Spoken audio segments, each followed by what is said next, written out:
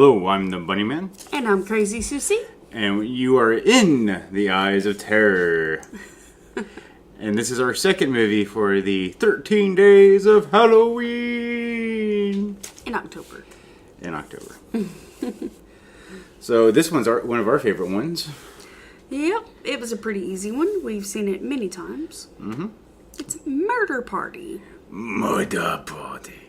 Yep, and if you get an invitation for a murder party, don't go. No. Don't pick up invitations off the ground and then go to said party.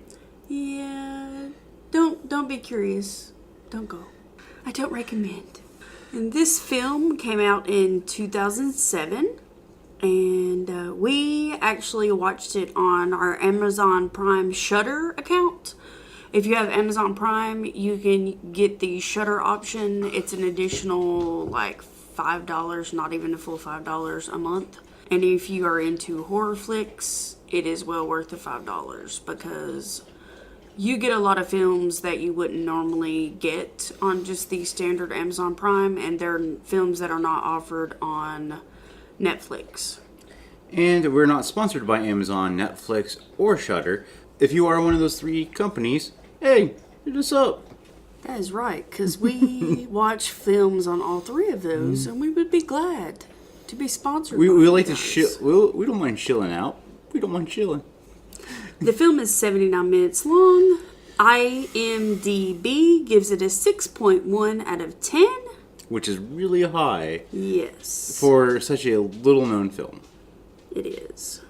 Rotten Tomatoes really doesn't have a score, but it's a 59% rating for the audience score. Director and writer is Jeremy Saulnier, and it's listed as a comedy, drama, horror film. The cast is interesting because, not that there's a lot of really well-known cast, there isn't, but the cast, a lot of their names is pretty much the same name for the film as their name is. So it's really kind of, I'm sure it was really easy for the cast to know who was who. But it doesn't take away anything No. from the film. No.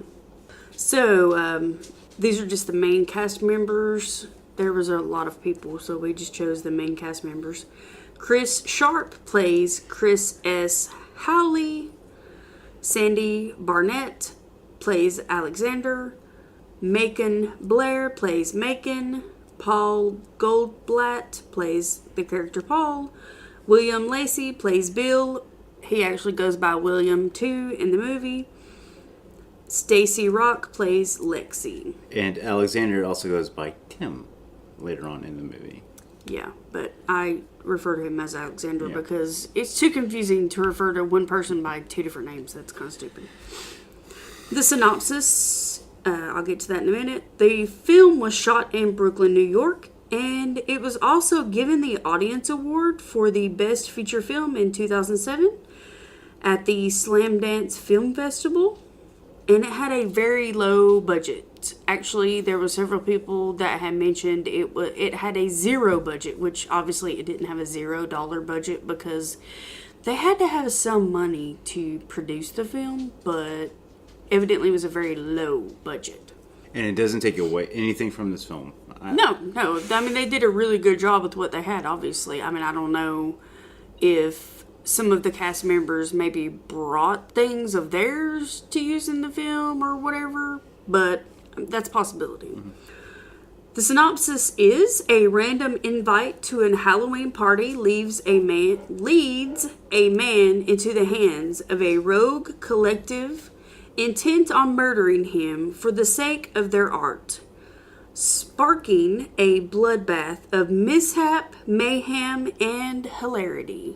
Before we get started into it, there are two people that exposed me to this movie, and I just gave Lisa, hey, I miss you guys. So, thanks for everything. Yeah, we all have those special friends in our life that share our same kind of personality and interest, and those two individuals are our people that do that. So, we appreciate you guys.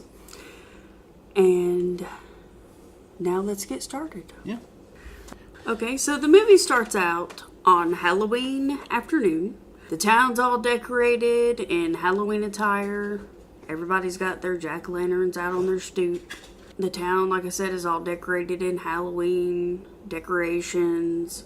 The kids are out in their Halloween costumes and their trick-or-treat buckets, starting to trick-or-treat. I thought it was really cool to see, because I've never seen, like, Brooklyn. I've never been in Brooklyn. Right. But, I mean, I didn't know that. I thought there was some city ordinance that they couldn't decorate like that. So, I mean, I thought it was I don't know. It looks like a small suburban town is what it looks Yeah. like. The part that they are at when they're shooting this scene. And it shows the main actor, Chris, go into a video store and rent a few VHS tapes, horror movies. And he does that, and he's walking down the sidewalk, and he sees this invitation. It was just blowing on the in ground. Yeah, and it's just blowing in on the wind. He steps on it to keep it from blowing away, and he picks it up, and he takes it with him. So he walks home. When he gets home, he realizes that some neighborhood kid had smashed his jack-o'-lantern that was on his stoop. And that kind of, he goes, you know. Well, he goes inside. He takes candy out of his bag. He got a couple bags of candy corn. So he pours it into a bowl. The bunny man detests candy corn. He's not. So he puts the candy corn in a bowl. And he opens up the invitation and reads it. And he goes back out. And he gets the pumpkin. He brings the pumpkin in. Well, he first he like looked up something on the internet. He looked up something on the internet. Which I and assume you kindly think it's directions because he looks at the invitation very thoroughly, like he's trying, and he kind of has that pondering look on his face. I think he does it is directions because Like he's trying to figure out where the location of this party is. So you're thinking, well, maybe he's looking up directions. And he opens the door like he's going to leave, and you're like, he's going to go to the party. And then he gets the jack-o'-lantern, the smashed jack-o'-lantern, and comes back in the house. And you're like, I thought he was going to leave. Well, he comes back in with the jack-o'-lantern, and he makes it into pumpkin bread. Now, here's the first issue I have with this movie. Who puts raisins in pumpkin bread? He put raisins in it. I think that's kind of weird. We don't like raisins at all. Our child will eat raisins in like Raisin Bran, but baked goods with raisins in them and they swell up and they're weird. We don't do that. But what is wrong with you? We don't do raisins in baked goods. Maybe Between trail the mix candy- or something like that, but not baked goods. I mean, this is a real, true, horrific movie so far. With the candy corn and the raisins and the pumpkin bread. It's stomach turning. So gross. Why did they make it so gross? So he makes the bread, and then he tears apart this ginormous cardboard box and to make himself this night outfit out of cardboard and But he duct tape. But when you take that one box, he takes out like this huge troll face, which I think is some homage to some movie. I don't know what it is. And he looks at it and he's like, "Nah, I'm gonna make this. This is how I protect my virginity." Midnight. Yeah, he pulls this huge troll mask. I mean, it's a massive troll mask. Like, it's not one that just covers your head. It would cover your head and your whole torso mask. It's massive. He pulls it out of this huge box and was like, I'm not going to wear that.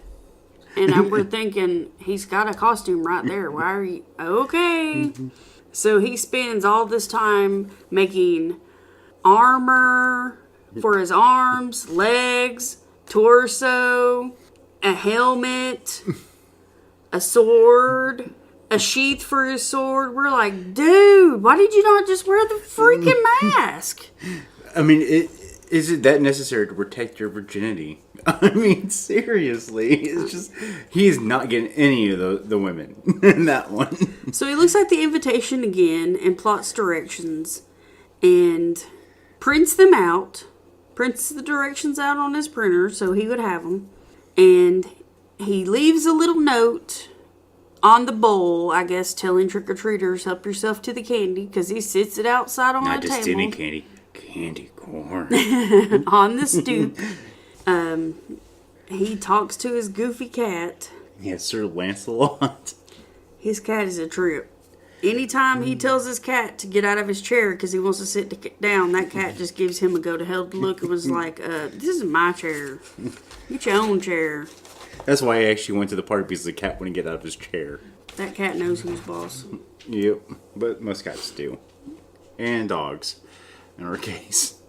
So he gets his bread, he puts the candy out on the stoop, and he heads to the party. He walks for quite a while until he comes to an area that really looks like it's just a bunch of abandoned buildings. Well, he's on a train, and he was on the subway. Mm-hmm. I thought that was hilarious, because you see him, he's just like this frightened look on the subway, and this guy's just like, just rapping at him, and he's just like, leave me alone. It's quite hilarious.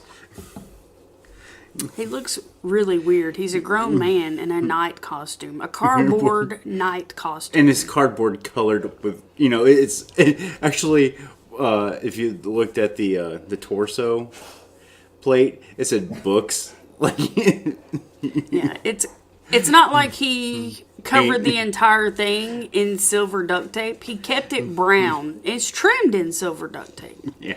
So, it's strange.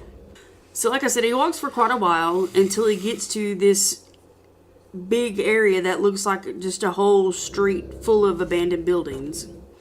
He knocks on the door, nobody responds, so he decides just to go in. The music is loud, the lights start to flicker in the hall, so he continues to walk into the main room. He gets into the main room, there's 5 people there. The floor is covered in plastic. And all around the floor, there's several types of weapons. Like there's an axe, chainsaw, things like that.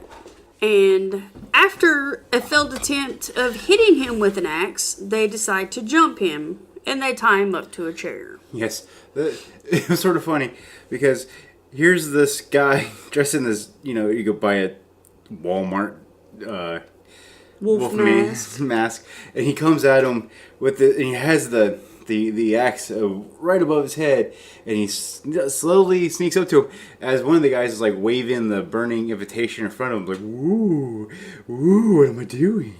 Woo. And then the guy gets the axe caught around the string of a light. Yeah, the string of the light, and pulls it. Yeah, it was. They're just a bunch of bumbling idiots that can't do anything right.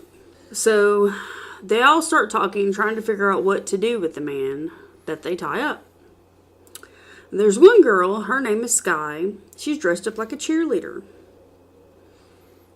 She's the man, Chris, who's the guy dressed up like the knight. When he came in, he gave her the pumpkin bread. So she starts eating it. After a few bites, she asks him, did you put raisins in this? Well, he's at this point gagged and tied, so he nods yes. Well, she asks him, are they organic? He nods no. Well, the other girl, who you find out later is Lexi, she says, oh no, are you going to die? Do you need us to call an ambulance? No, she's like, no, it's because... and Sky says, no, I'll be fine. I'll just be a little bit dizzy. I have issues with preservatives. They make me sick, So she sat down on some boxes. And one of the guys went and got her some boxes to sit down on. She goes to sit down. When she sits down, she falls over, cracks her head open on some weights. Yeah. So we get to our first kill. We have achieved first kill rating. Then they realize, oh, well, Sky's dead. She's got a great big hole in her head. So would you for our first kill rating, Death by raisin. Yes, death by raisin and weights. I give it a 2. I give it a 3 because I hate raisins. And that just goes to show you that weights are bad. You should not lift weights. Weights can kill you. No. I think it proves my point. Raisins are bad. Don't put them ever in pumpkin bread. Don't bake with raisins. Period. Never. Raisins can kill people. Yes, and this movie has proved it. Right. See? So it needs a 3. Raisins can kill people. Just the look on her face. After she fell on the weights, she got back up and was like, "Do you smell grass? Like freshly cut grass. It smells funny in here." And then she fell back over dead. Yeah, I think I think why That was the funny part. Yeah. And then everybody just sat there and looked at each other like, what the hell just happened? The rating for me is not that, because it actually, I think, it portrays death better. She killed herself. Nobody did anything. No, but what I'm saying, like, I think is a lot of these, as we'll see, I think it really betrays how you react to being, hit or whatever. You know what I'm trying to say? Like, if you knock yourself out in the temple, you're not going to insta die. You're gonna be like, what the, and then keel over. So, all right. So they decide to wrap her up in the plastic on the floor. So they move all the weapons off the plastic. They move Chris off the plastic.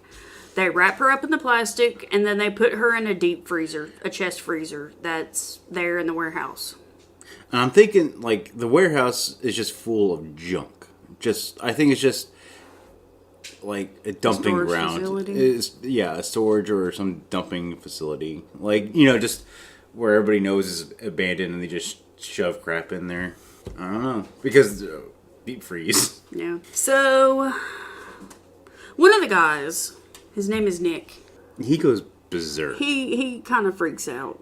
And he blames Chris for this. So he gets this big bottle of acidic acid and he throws it in Chris's face. And he's just pouring on it. Douses it all over him. And he's going, just die! Just, and then he's just going insane. And then he backs off and he starts apologizing. Say, I'm sorry. And...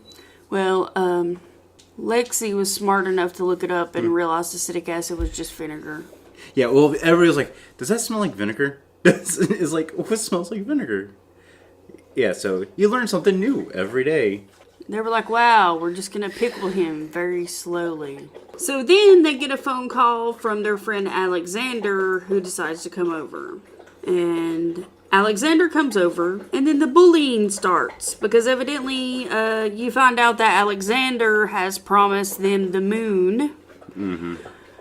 Has promised them that if they continue to produce art for him, that he will give them money, make sure that they get art installations. And Alexander is full of crap. Alexander doesn't have access to grants. He doesn't have anything. Alexander is talking out his backside. But, I mean, he tells the photographer guy to start... Paul. He walks in there and he's like, Paul, what are you? Like... And he goes, I'm a vampire. And he's like, where did you get your fangs? And he's like, take out your fangs. And he's like, take off your vampire, Take coat. off your coat. Take off your vest. He basically ordered Paul to take his entire costume off because Alexander came dressed as a vampire and he didn't want to have to compete with Paul. Because Paul's costume was far superior Yes. to what Alexander's was. Yes, it was. I mean, Alexander's looks like he went to Kmart on closeout day and bought, his... Bought a gangster suit and put a pendant on it. Yeah. And even the fangs were the 95-cent plastic fang. He didn't have fangs. Yeah, he did. I don't remember seeing fangs. Okay, so, yeah.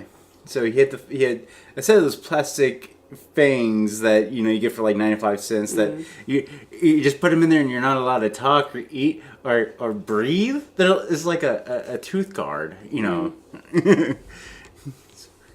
Usually when we were kids, we were made out of wax. So Alexander has a henchman with him. He calls him his drug dealer. So he got the henchman to take Chris's wallet. And he asks everyone what their plans are for the hostage. They explain one by one what they will do to the hostage in the name of art. Chop him up, burn him, throw him in the front of a train, make them into a mixed media. Okay, so you can tell these guys are hack artists to begin with, because one guy's idea was, we're going to make them into a, it's not a mosaic, it's a with the paper stuff. You know, when you take pieces of paper and you make a sculpture out of it. It starts with an M. Every third grader knows how to do it. Well, I just explained it, so you tell me. And he's like, or we could just, staple a waffle on his face and throw him outside in front of the L train. And it's just like, okay, dude. Because now stapling waffles to people's faces is art. It's just, and then you had other ones where, like, photograph, and then one of Lexi, who's dressed as the pleasure android from Blade Runner, she wants to film him, and she shows this very abstract video of her pouring hot dogs on a grill in a bikini suit in a bathtub. They're all goofy. And she's like, "Oh, it's so perfect." It's like, I'm so good. Mm-hmm. Sure. Alexander says, "We will wait until the witching hour, and we will all stab him." Yeah, all of us, all at once. Okay, so then they decide, what are we going to eat? We need to eat. We're all going to be hungry before the witching hour gets here. What are we going to eat? And then, of course, they're like Chinese, pizza. So while they're all discussing what are they going to eat, they look over, and he's gone. Yeah, Chris just... Chair's empty. Yeah. He's out of there. And he's running through the warehouse. And one of my favorite scenes with him, just because it's so goofy but so realistic, is when he locks himself into that supply closet. Yeah. And he grabs a whole bunch of stuff, puts it in his arms. And you're like, okay, what are you going to do with it? He opens it up. He opens up the door, runs out, throws the stuff at them, and takes off running. And no, he not just takes off running. He fakes left, he fakes right, he goes. and they're just like... Well, they catch him. Yeah. And they tie him back up, this time with chains instead of rope. So they order a pizza and a cake, like a birthday cake. Alexander has everyone take the truth serum via injection. He called it extreme truth or dare. Mm-hmm. They start cracking jokes, and they decide to inject Chris, the hostage, because he cracked a joke and they found it humorous. For a while, they just stared at each other. Well, one guy devoted Wolfie, or whatever his name is. The werewolf is Nick. Yeah, Nick. He declared his undying love in the creepiest way humanly possible to Lexi. Yeah, he's obsessed with Lexi. Yeah, and Lexi shows that she is flat as a prepubescent boy. Yeah, she has those, like, gel inserts in her bra, and she pulled one out and showed it to him. And Wolfman pulls out a ice cream stick from, like, 3 years ago when they hung out together. And she ate ice cream, and he saved the stick. That's not creepy. In a bag, and he pulls it out, and he's like, "I love you." It's just... Yeah. So Chris passes out while everyone is talking. They decide to do drugs. And Alexander and Paul have sex. So Alexander earlier had sex with Lexi, and now he's having sex with Paul. Which produced Wolfman to drink copious amounts of alcohol. Yeah, Wolfman drank so much beer that he had it all down the front of his shirt. I think it was more moonshine, because it was in a jar. So. Oh, yeah. I don't know. It was in a paper sack, so you couldn't tell what it was. Yeah. But it was alcohol, and he had it. He was guzzling it, so it was all down the front of his shirt. It was all down the front of his pants. He was covered in it. Well, and because Alexander comes up to Wolfie, and he's like, her thing was screaming at me. Screaming! Ah! Because they were just doing cocaine the entire... Like, It was just... So during this time, William is painting while the others act crazy. Alexander asks William to go check on his dog. So while he's outside, he's having this random conversation with the dog. They left the dog outside. Because, well, Bill felt insecure. He asked, what did they say behind his back? Because he know, and then they said that they're going to kick him out of the collective. Because he's too good. Yeah. They make them insecure. Yeah. And so I think it's more a projection on the dog. But and the dog comes in with Alexander, but Alexi says that she's allergic, so they chain the dog outside because the dog is trying to get to the dead body in the deep freeze. But Alexander gets them, each of them to take turns going out and checking on the dog. Mm-hmm. So he has William go out and check on the dog.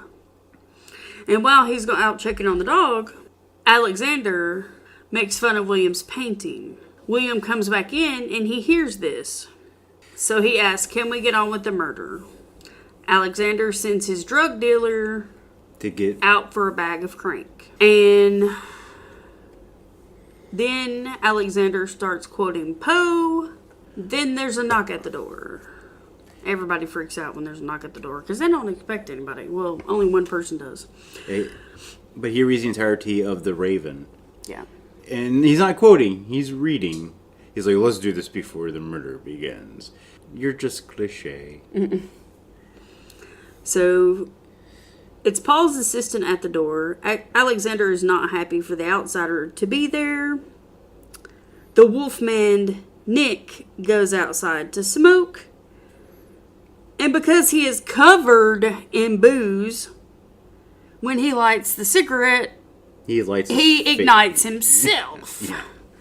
Because he's not just drinking it. He's like pouring it over the mask and like spitting it and just dousing himself. And what I'm assuming is pretty much like ethanol grade, just hard liquor. He sets himself on fire. But the only person that seems to notice this is Chris, who is gagged and tied up and really can't do anything about it. But he can't say anything, can't do anything. Well, he motions to the assistant, and the assistant's there because Paul can't work without his assistant because he can't get the lighting right.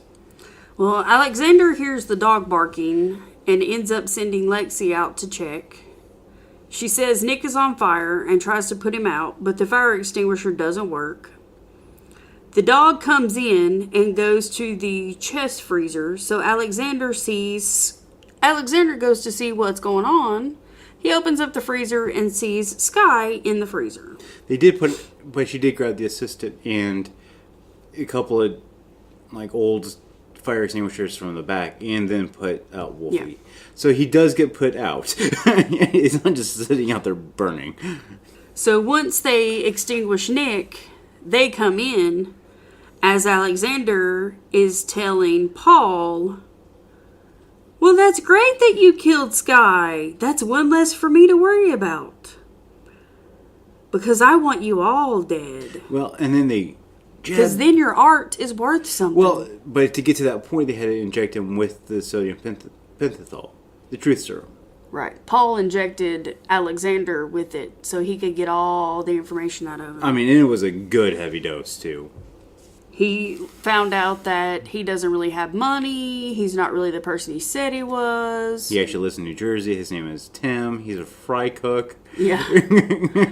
Yeah. That he has all of their art at his mom's house. Everything he said was a lie. And the reasoning that he's trying to get them all basically killed is so he can keep all the art and sell it later. Yeah. When they're dead, because as he puts it, Earth is worthless unless you're dead. Yep.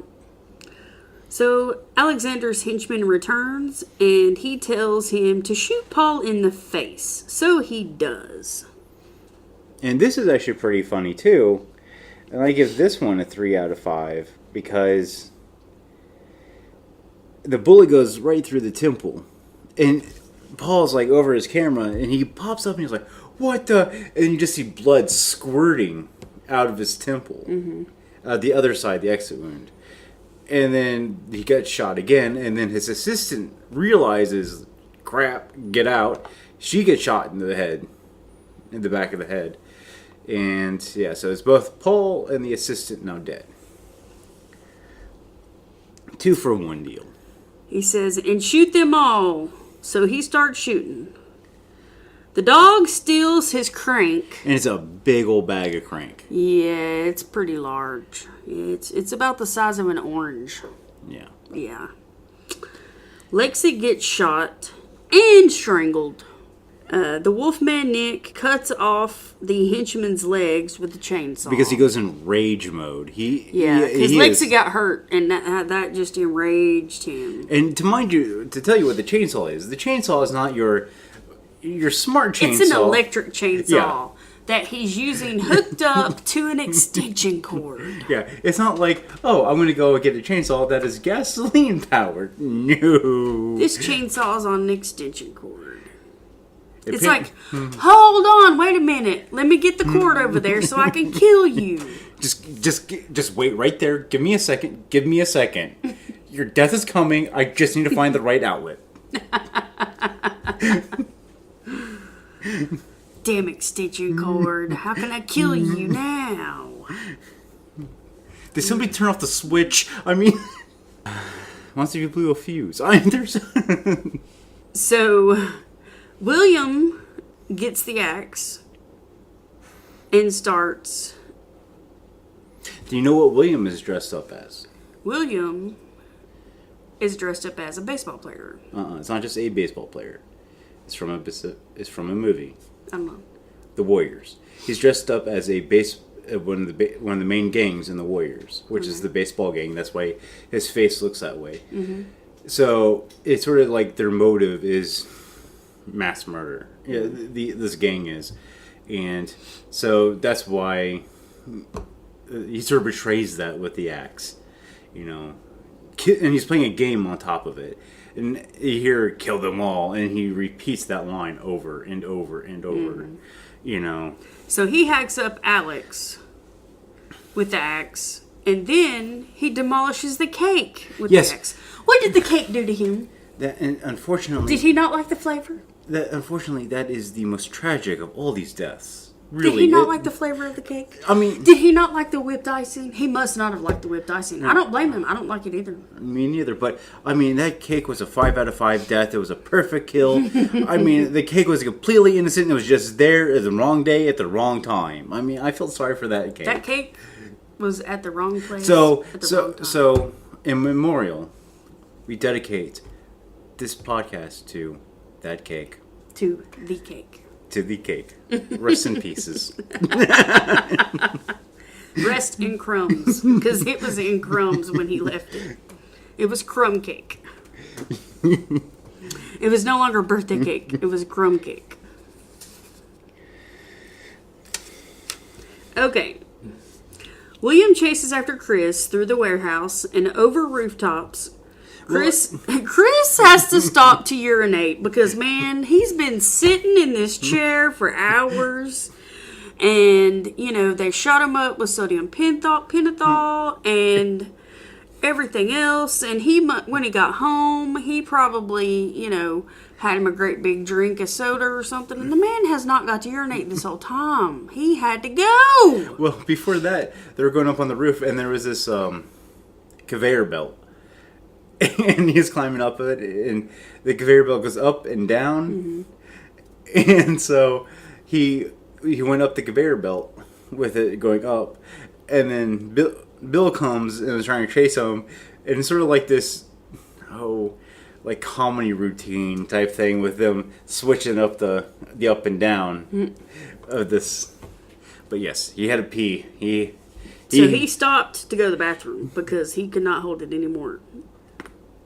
And just a couple minutes after he stopped to go pee, here comes William on the roof, and he's like, dang it. And they make eye contact. Gotta shut it off, gotta shut it off, gotta shut it off. And I hear it's really not easy for men to do that, so kudos to him. He shut the pee off. I would just ran, just pissing. Just pissing in the wind. I don't care. It feels so good.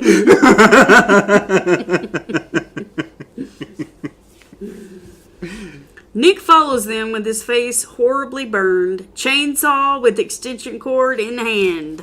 Yeah, and I mean, this look is actually pretty cool. Don't do it, obviously, but it is. The mask is melted onto his face. He ripped it off. Well, he ripped parts of it off. He ripped the mask off, and his face underneath looks like... Yeah, but I mean, the snout was... what a pizza would look like without cheese on it. But the snout was still attached. Yeah. And he had, like, one eye closed, and then the other one was, like... No eyelid. Yeah. And he's howling, and... Yeah, he's all kinds of jacked up. So Chris tries to hide under the awning of a rooftop. From one roof, how it connects to the other roof, the little dip there. And the alarm on his watch to remind him to take his pills goes off. And that gives his position away. So he has to run again. And he finds a party and runs into it. And he's telling everybody to call 911. Everybody's looking at him like he's a moron. He's like, I need a phone. Call 911. It was sort of funny that he got into like a stairwell and he looked down at a guy dressed as a phone smoking, and there's a moment of like, gosh, dang it. So William gets deeper into the party and finds someone he knows. He goes into an interactive human art show, and obviously Chris is in that part of the party, and he goes in there and hacks everybody up. Yeah, so this is actually pretty cool because the room is white. Yeah. Everything is white. And it's supposed to be one of those, like, installation pieces where, I don't know, I guess they're supposed to have sex. I don't know what the I think everybody's just in a different pose. Okay. Well, anyway, so you hear screaming and stuff, and the guy who knows Bill runs it. And, I mean, they had a short, like, meeting, like, hey, what's going on? Mm-hmm. You know, you should, you should have your own art show, blah, blah, blah. Oh, by the way, have you seen Alexander? I was going to ask him about the grant. And that just re-enrages him. Yeah, that flips the switch back. So he runs into this room, and he takes that axe, and everybody must die. Well, the screaming and stuff makes the gentleman that's running the installation say, well, you need to open the doors. Everybody's already gotten started. So people come through and see the installation and go, wow, it's so realistic. Yeah, it is, because they're all dead. Really dead. Well, so we get to the point where, but before that, Chris kills Bill. Yes, we're getting to that. Okay. Okay, Chris says, stop killing everybody. William says, everybody must die. So Nick is outside. He gets to the entrance of the party. He sees all these lights hooked up. He hooks up the chainsaw and drops it over the side of the building. Chris sees it and uses it against William. He pulls it in through the window just in time, and he hits William in the head with the running chainsaw, kills him, and takes this great big hollow jack-o'-lantern, sits it over his head, and he becomes a part of the installation. Yes, but the thing is Wolfie just didn't go, oops, there goes the chainsaw. No, he picked up the chainsaw, did the over the head thing, and lost his balance and went along with the chainsaw over. And that's how the chainsaw ended, because it was on the cord. And then Chris, and then so this kill, this is a 5 out of 5 for me, because he takes that chainsaw and goes right into the face over the left eye, and just he goes home with that thing, and then he covered his head up with a jack-o'-lantern. yeah, A happy jack-o'-lantern face. and then he sort of just leaves like that room like nothing happened. Yeah, then he just leaves. He starts walking home. Yeah. He leaves covered in blood. On the way home, his alarm goes off to remind him of his medications. He pulls the medication out of his pocket, chucks it in the river, goes home. Yeah. He gets home. He grabs the bowl of candy from his stoop. There's only like a handful of candy left You want to in know it. why there's only a handful of candy? Because it's old candy corn. You want to know why? You want to know? Here's a big giant conspiracy for you. So It's okay. the candy corn company came by, saw that, put it back into the bag, and put it back on the shelf. It's okay. He takes the candy inside, shuts the door. He opens the fridge, drinks the milk straight from the carton. He changes his shoes out with his house shoes. He asks nicely for his cat to get out of his chair.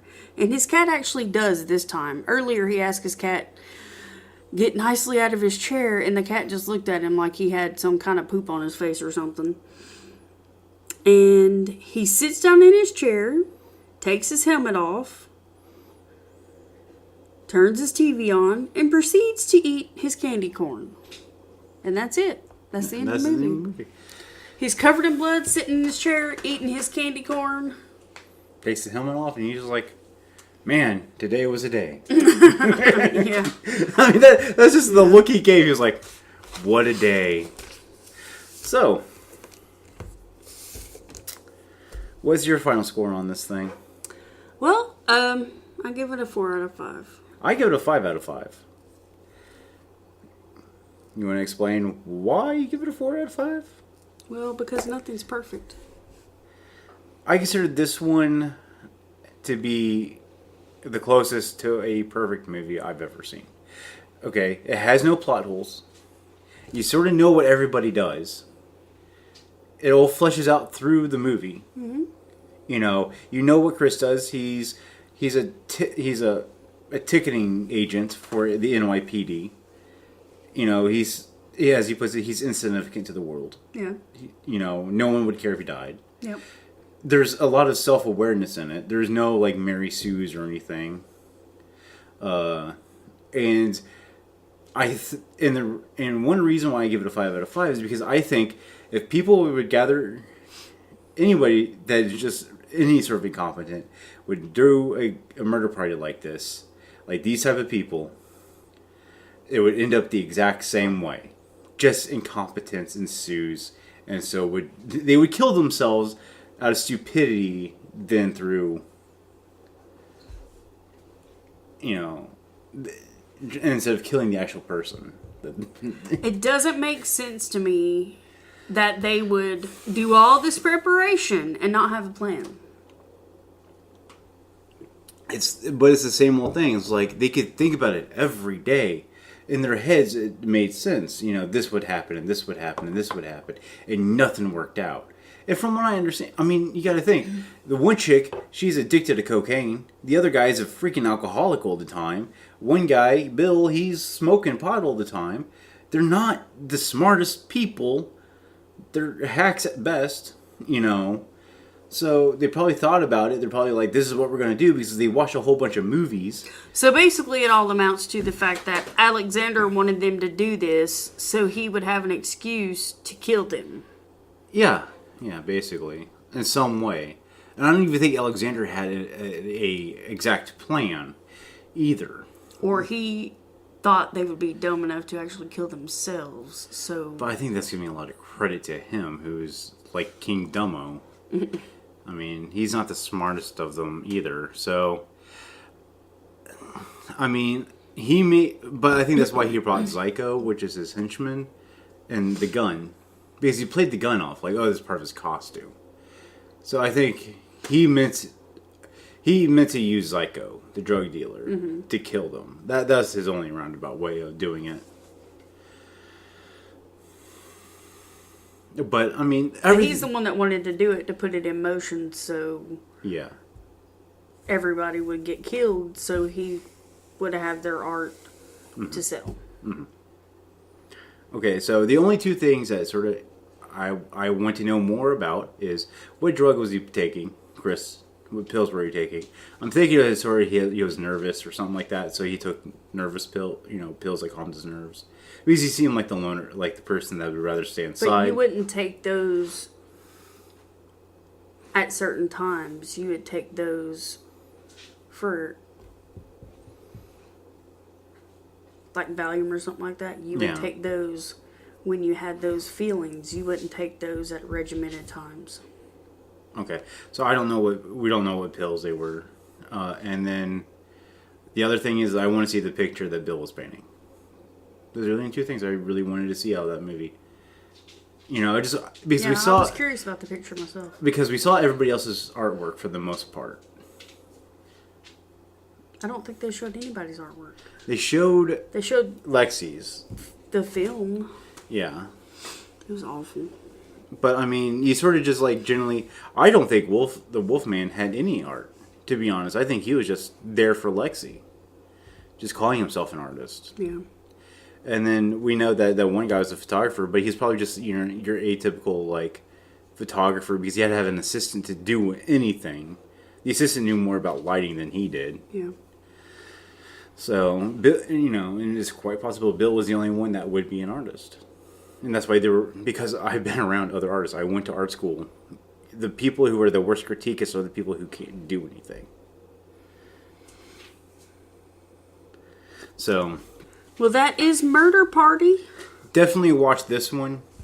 This definitely, once it comes out on Blu-ray, which I think, or whenever we get the money to buy it for Blu-ray, this is definitely one that will go into our collection. I mean, this is We've already watched it many, many times. I think we've watched it every year to get into the Halloween spirit. This is one of our lineup movies. We didn't have to watch it twice in order to take notes because we've already watched it so many times. So. And it's a great low-budget film. Yeah, it really is. You can't tell that it's a low-budget film. I don't think. But here's the thing. I think it worked as a low-budget film. I think if they actually had a budget, it would not be as good. Maybe not. So, all right. Well, thank you guys for watching. So, on to next part 3.